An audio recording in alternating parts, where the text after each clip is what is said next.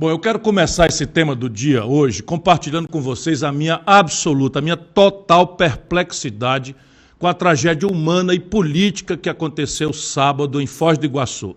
E aproveito para manifestar a minha solidariedade aos familiares, aos amigos da vítima, o guarda municipal Marcelo Arruda. No primeiro momento eu já expressei meu susto, a minha solidariedade. A polícia do Paraná informou que haviam morrido 2.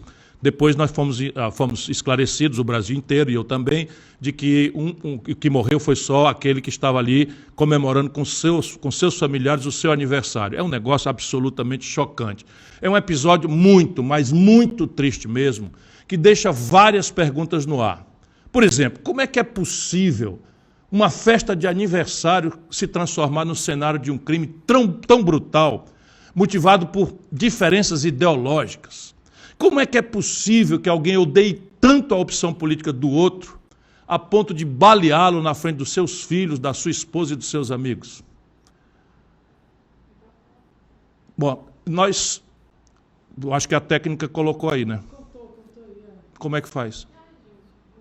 Pois bem, eu não tenho a menor dúvida de que parte das respostas atende pelo nome e sobrenome de Jair Messias Bolsonaro. Um presidente que faz a apologia das armas e da violência, até mesmo quando está ao lado de crianças. Um presidente ligado a milícias e a gente notória pela brutalidade, como o deputado Daniel Silveira, aquele que rasgou a placa com o nome da Marielle Franco e recebeu o indulto presidencial, o perdão presidencial, quando teve o seu mandato cassado pelo Supremo Tribunal Federal e condenado à cadeia por ameaçar a integridade física dos próprios ministros do Supremo e a própria democracia.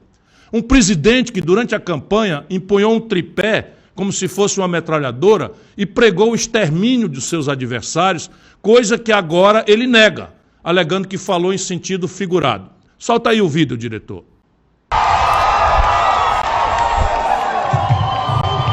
Vamos fuzilar a petralhada aqui do Acre, hein?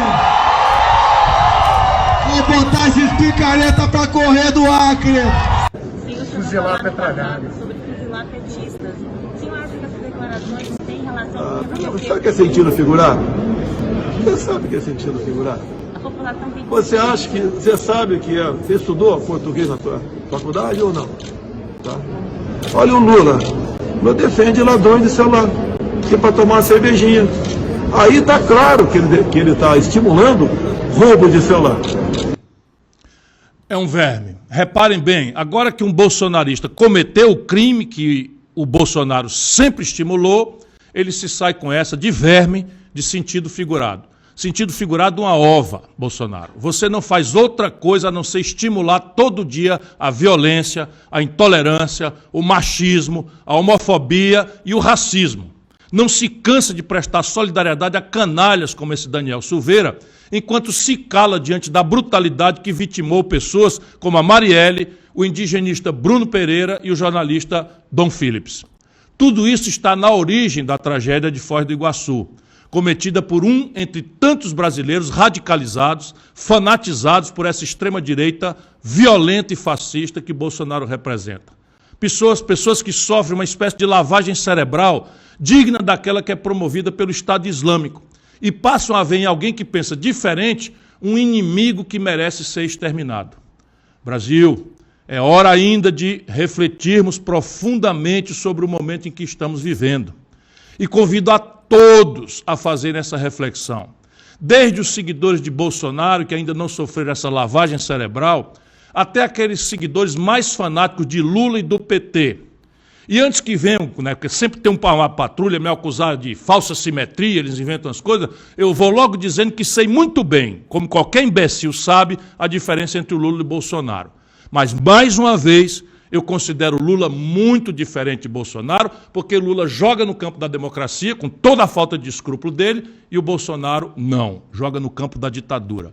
Mas isso não significa dizer que Lula tem carta branca para dizer o que bem quiser entender, sem medir as consequências, e ficar a sua turma de fanáticos aí, absolutamente enlouquecidos, igualzinho os bolsonaristas fanáticos, relativizando. Eu me refiro principalmente agora ao pronunciamento que o Lula fez neste sábado agora. Sábado agora. véspera da morte do crime lá de Foz do Iguaçu, o Lula fez uma declaração absolutamente chocante em Diadema, poucas horas, volto a dizer, antes da tragédia de Foz do Iguaçu. Solta o vídeo, diretor. E aqui tem um companheiro que eu vi ele aqui, não sei se ele está, o companheiro Maninho. Esse companheiro Maninho, por me defender, ele ficou preso 6 meses, 7 meses, não precisava aumentar o mês, eu estava diminuindo. Ficou preso 7 meses porque resolveu não permitir que um cara ficasse me xingando na porta do Instituto. A Polícia Civil de São Paulo indiciou o ex-vereador Maninho do PT por lesão corporal dolosa. Semana passada, Maninho do PT feriu gravemente o empresário em frente ao Instituto Lula. Maninho está ao lado do filho e dá um empurrão no empresário. Na queda, o empresário bate a cabeça no para-choque do caminhão que passava e fica desacordado. Minutos depois, Carlos Alberto começa a se mexer e é levado até o hospital. Então, Maninho, eu quero, em teu nome, agradecer a toda a solidariedade do povo de Diadema, porque foi o Maninho, o filho dele, que tiveram nessa batalha. Olha, vocês vão me perdoar, mas não dá para passar pano numa declaração como essa. Ela é de uma insensibilidade total e absoluta. Ela é de uma irresponsabilidade, sabe, que o Lula foi corrompido por esse cerco de bajuladores, que passam pano e relativizam toda a maluquice e irresponsabilidade do Lula. Bom, principalmente é preciso dizer, quando nós lembramos que o empresário agredido no episódio, que Lula citou em Diadema, sofre até hoje de sequelas físicas dessa agressão.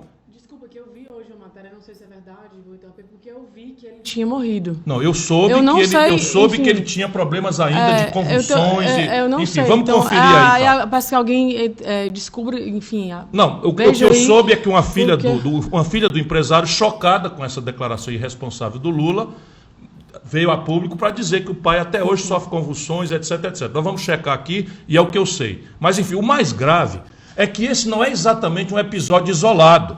Lula e os petistas mais fanatizados, igualzinho aos canalhas que seguem o Bolsonaro, têm dado seguidas demonstrações de intolerância com aqueles que não seguem a sua cartilha. Perguntem para a Luiza Helena o que ela já sofreu e ainda sofre por criticar o Lula. Lembrem-se da ameaça de agressão física feita contra a deputada Tabata Amaral, que foi retuitada pelo ator José de Abreu para os seus milhares de seguidores como se fosse um incentivo para que a agressão se consumasse. Revejam a conversa que eu tive há poucos dias aqui, na Ciro Games, com o deputado federal David Miranda, que trocou um partido aliado do PT, o PSOL, pelo PDT, e agora é ameaçado, agredido e xingado dia sim e outro também. Relembrem, isso eu não esqueço, as manifestações feitas no ano passado pelo impeachment de Bolsonaro. O PT não só boicotou esses atos pelo impeachment do Bolsonaro, como também estimulou seus militantes mais bárbaros e fanatizados, mais radicais, a hostilizar todos nós que subíssemos no palanque para exigir o impeachment do Bolsonaro. Aconteceu na Paulista, eu estava lá. Todo mundo, inclusive a presidente da UNE, foi insultada e agredida pelos fanatizados do senhor Luiz Inácio Lula da Silva. Eu mesmo, junto com a Gisele, sofri uma emboscada e quase fui agredido, me tiraram e me meteram no carro, ao final de um comício na Avenida Paulista. E sabe o que é que o Lula disse quando aconteceu isso? Que eu devo ter dito alguma coisa que eles não gostaram. Isso é o Lula. Em resumo, esse clima de radicalização violenta, de perseguição a adversários, parte principalmente de Bolsonaro. Mas eu não vou fechar os olhos à verdade, e a verdade é que quem criou esse clima é que Lula e o PT têm dado uma boa dose de contribuição para acirrar os ânimos todos os dias, para jogar o Brasil num clima de medo, violência e incerteza que não se via nesse país desde a ditadura militar. O Brasil, meus irmãos, minhas irmãs, está contaminado pelo ódio. E o que deveria ser uma disputa de ideias está se transformando no embrião. Deus nos livre e guarde de uma guerra civil entre esses dois polos radicalizados e sem nenhuma visão de mundo, nem de país, nem de projeto, nem de coisa nenhuma. E, por favor, não venham com o falso argumento que alguns colocaram nas redes essa semana de que eu também estimulo violência. Não tentem confundir de forma falaciosa confronto franco de ideias com violência. O debate de ideias é vital, sem ele não haverá solução para o problema do Brasil. Em alguns momentos a temperatura da polêmica pode até ser mais alta, mas sempre no campo das ideias, do embate democrático. Para finalizar, eu só digo o seguinte, da minha parte e da parte do PDT, nossa única arma sempre foi e continuará sendo essa aqui, um projeto nacional de desenvolvimento que eu venho debatendo com todo o Brasil e que gostaria de debater também com Bolsonaro e Lula. Mas infelizmente mesmo, nenhum dos dois tem tido mínimo respeito aos seus eleitores, fogem, não aceitam debater coisa alguma, ocupados demais os dois que estão em jogar brasileiros uns contra os outros. Que Deus nos ilumine e nos proteja nessa caminhada até as eleições e que até lá o Brasil tome consciência de que só as ideias e os projetos podem nos salvar dessa onda de ódio, intolerância e violência. É isso, Gisele. Vamos em frente. É isso. Eu tinha lido isso hoje mais cedo. O Carlos Alberto Bettoni foi agredido e empurrado contra o caminhão, que aconteceu, que a gente viu. A história, e essa violência gerou consequências muito graves para a saúde dele. Ele passou a ter sequelas neurológicas e nervosas e foi internado diversas vezes. E ano passado ele foi internado depois de uma convulsão, contraiu Covid e faleceu. Então ele faleceu mesmo, o que, enfim, dá mais um componente aí. E o seu Luiz Inácio Lula da Silva estava sábado agora, elogiando o celerado, o bandido, o marginal que causou essa tragédia também a uma outra família. É isso que o Brasil precisa acordar. Vamos em frente, né? Vamos em frente. É isso, uma pena. É muito triste.